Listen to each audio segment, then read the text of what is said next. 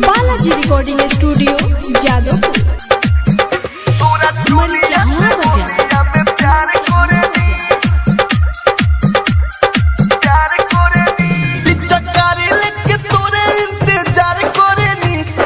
चोलिया से होलिया में प्यार करनी, पिचकारी लेके तोरे इंतजार करनी, तोरा चोलिया से होलिया में प्यार करनी। दित बड़ा तू दबावा के हमरे हो गाँव धुरा मट्टी वाला ही हवाना काम करनी। पिचकारी लेके तोरे इंतजार करनी, तोरा चोलिया से होलिया में प्यार करनी। पिचकारी लेके तोरे इंतजार करनी, तोरा चोलिया से होलिया में प्यार करनी। Balaji recording studio Jadavpur.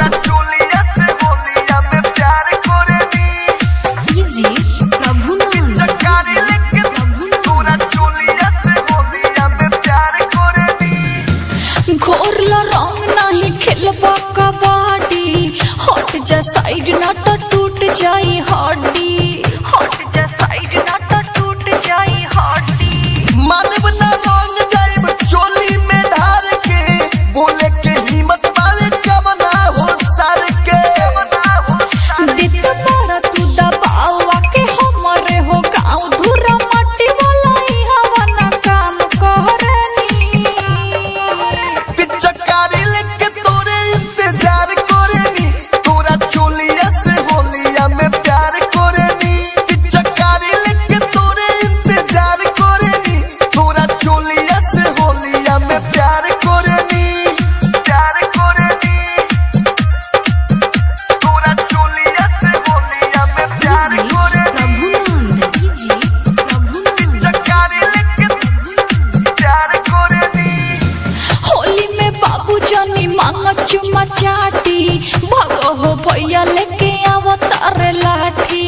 भगो हो भैया लेके अवतार लाठी। डर न पावे आवे बाबू चाहे भैया, चल के कहू पहले हमर सैया। माथा पर तारा फेल सुना गुडू बोले दिन, देखो यादों विदेशी हो गुहार कहरनी। पिचकारी लेके तोरे इंतजार करनी, तोरा चोलिया से होलिया में प्यार करनी। पिचकारी लेके तोरे इंतजार करनी, तोरा चोलिया से होलिया में प्यार करनी। Balaji recording studio Jadav.